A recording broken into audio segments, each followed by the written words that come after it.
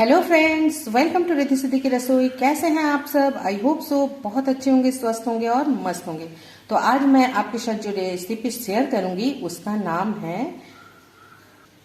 Veg सोया कीमा की एक recipe share करूंगी, जिसके लिए हमें सोयाबीन चाहिए।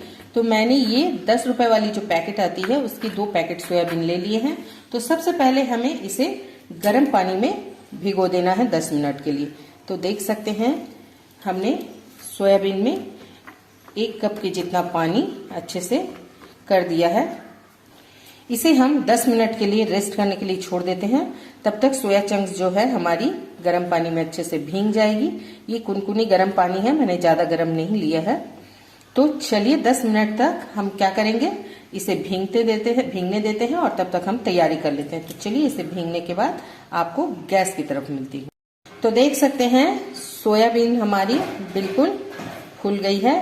तो अब हमें इसे इस तरह से एक एक सोयाबीन को निचोड़ लेना है। सबसे पहले हम 2-3 पानी से इसे धो लेंगे और फिर आपको बिल्कुल निचोड़ के दिखाती हूँ।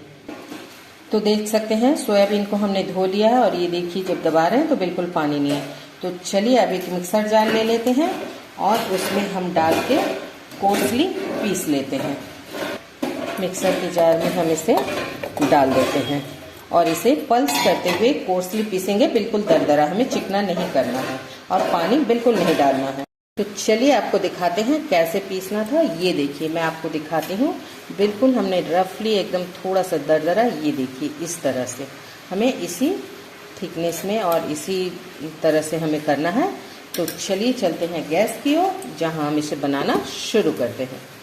तो गैस पे हमने कढ़ाई चढ़ा दी है। चलिए डाल देते हैं तेल। इसमें तेल थोड़ी सी ज्यादा लगती है क्योंकि सोयाबीन है तो वो तेल पीती है। तो फिर भी हमने अपने हिसाब से थोड़ा कम ही डाला है। तो चलिए तेल को हम गरम कर लेते हैं। और एक बात बता दूं, रेस्टोरेंट वगैरह में, ढाबे में जो आप खाते हैं सोया कीमा चौक, तो वो रिफाइंड ऑयल में बनाई जाती है, लेकिन आज मैं इसे सरसों के तेल में बनाऊंगी।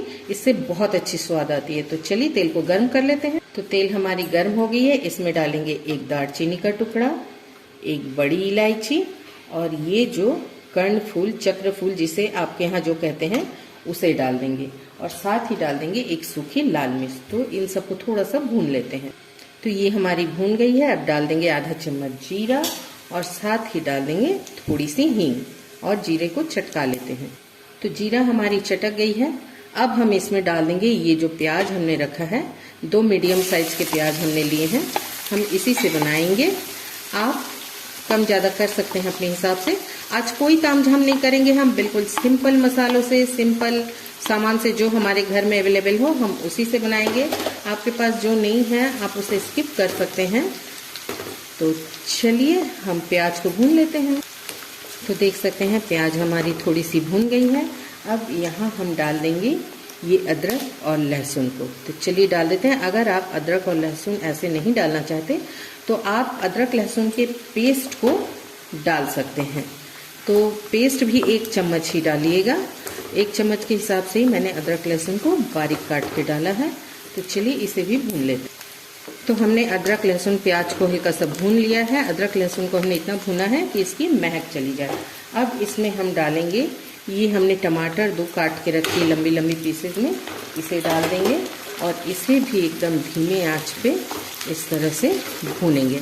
आप चाहे तो टोमेटो पीस के भी डाल सकते हैं, पर मैंने ऐसे ही डाला है। मैं सारे खड़े मसालों के ही पीसेस काट के, मैं कोई पीस नहीं रही हूँ किसी मसाले के, इसीलिए मैंने सब चीज़ों को ऐसे ही चॉप करके या काट के डाला। तो चलिए इसे ढककर हम 2 सेकंड तक पकाते हैं।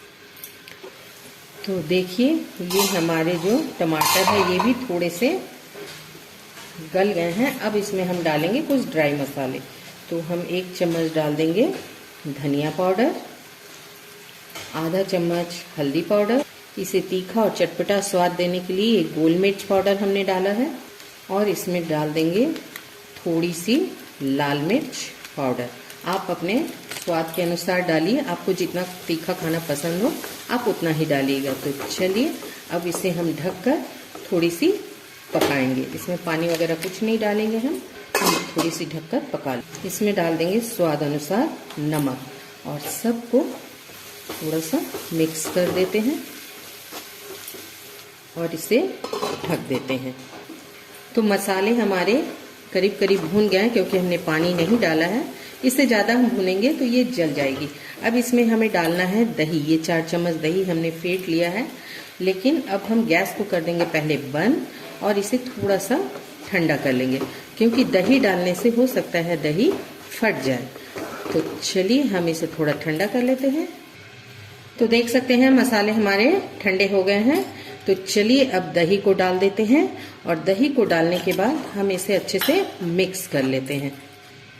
तो इस तरह से हमें मिक्स कर लेना है ठंडे में ही। अभी गैस को हमें ऑन नहीं करना है, हमने गैस को बंद ही रखा है। दही अगर आप ना चाहें, आपको पसंद नहीं तो मत डालिएगा, लेकिन दही से इसकी स्वाद बहुत अच्छी आएगी। एक सॉफ्टनेस आ जाएगी आपकी, जो सोयाबीन की जो चंक्स को हमने पीस कर रखा है दरदरा, उसमें एक सॉफ्टनेस आ जाएगी। तो चलिए हमने मिक्स कर लिया है, अब गैस को कर लेते हैं ऑन। तो गैस को ऑन कर लेते हैं हम। चलिए अब इसे चलाते हुए मिक्स करते हैं। हमें छोड़ना नहीं है जब तक इसमें उबाल ना आ जाए। तो देख सकते हैं मैं इसमें चला ही रही हूँ, अभी तक इसमें बॉयल नहीं आया है। जहाँ बॉयल आएगी इसकी कलर बहुत खूबसूरत सी आ जाएगी। ये देखिए इसमें बॉयल आ गई है। तो चलिए अब हम इसे धीरे धीरे ढककर पका लेंगे। तो इसे ढक देते हैं और इसे हम 2 मिनट तक पकाते हैं। तो चलिए देखते हैं। ये देखिए मसाले हमारे बिल्कुल एकदम ऑयल रिलीज कर दिया है, मतलब हमारे मसाले भुन गए हैं और दही भी भुन गई है। तो चलिए इस समय हम डाल देंगे ये जो हमने सोयाबीन रखा था, इसे हम इस तरह से डाल देंगे। तो हमने सारे सोयाबीन डाल दिए हैं इसमें। अब इसे हम हल्के हाथों से भूनेंगे लो टू मीडियम फ्लेम में। तो चलिए इसे अच्छे से हम भून लेते हैं। हमें इस तरह से लो टू मीडियम फ्लेम में फैलाते हुए भूनना है। हमें बिल्कुल इस तरह से फैला के, ताकि चारों तरफ ये अच्छे से भून जाए। ऐसा नहीं है कि हम ऐसे सूखी बनाएंगे, सूखी तो बनाएंगे पर इसमें थोड़ी सी पानी भी डालेंगे। तो अभी तो हम भून रहे हैं मसालों के साथ सोयाबीन को। तो चलिए भून के फिर दिखाते हैं। तो सोयाबीन को हमने 5 मिनट तक करीब भुना है लो टू मीडियम फ्लेम पे। अब इसकी एक भुनने की खुशबू आ गई है। तो चलिए अब इसमें हम गर्म पानी आधा कप जितना डाल देंगे। तो चलिए हमने पानी डाल दिया है। अब इसके फ्लेम को बिल्कुल लो कर देंगे हम और इसे हम ढककर पकाएंगे। तो चलिए इसे ढक देते हैं और पकाते हैं। अब हम इसमें डाल देंगे थोड़ी सी फ्रोज़न मटर। अगर आप ताजी मटर डाल रहे हैं हरी वाली, तो उसे जब आप प्याज वगैरह भून रहे थे उसी समय डाल दीजिएगा। फ्रोज़न मटर थोड़ी पकी हुई रहती है, इसलिए मैंने अभी डाला है और इसे हमें भूनना है ही। तो चलिए अब हम इसे ढककर फिर पका लेते हैं।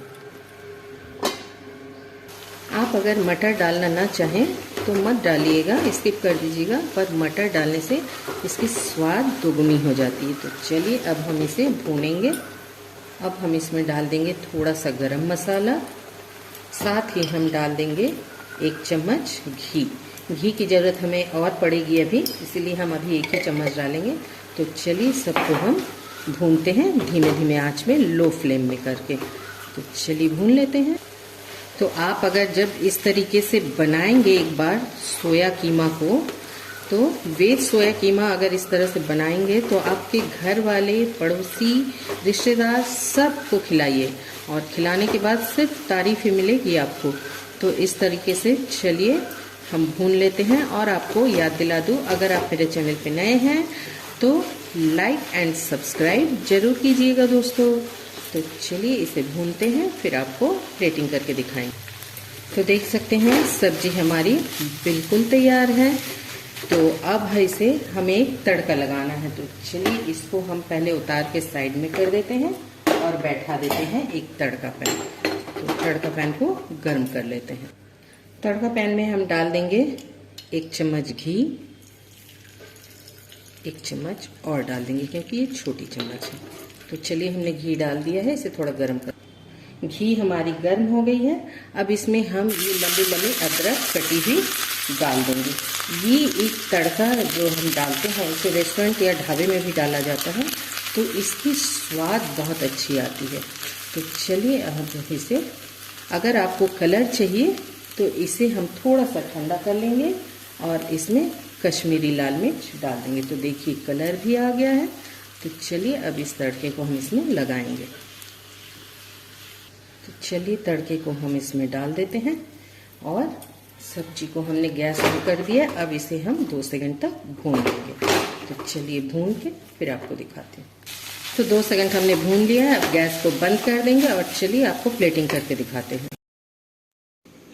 तो ये मैंने आपके लिए सोयाबीन का जो कीमा है, सोया वेज कीमा मैंने तैयार कर दिया है। अगर आपको मेरी ये रेसिपी अच्छी लगी हो तो लाइक एंड सब्सक्राइब कर लीजिएगा। तो कल फिर मिलूंगी आपसे एक नए रेसिपी के साथ। तब तक हंसते रहिए, स्वस्थ रहिए, मस्त रहिए। थैंक यू दोस्तों, बाय बाय दोस्तों।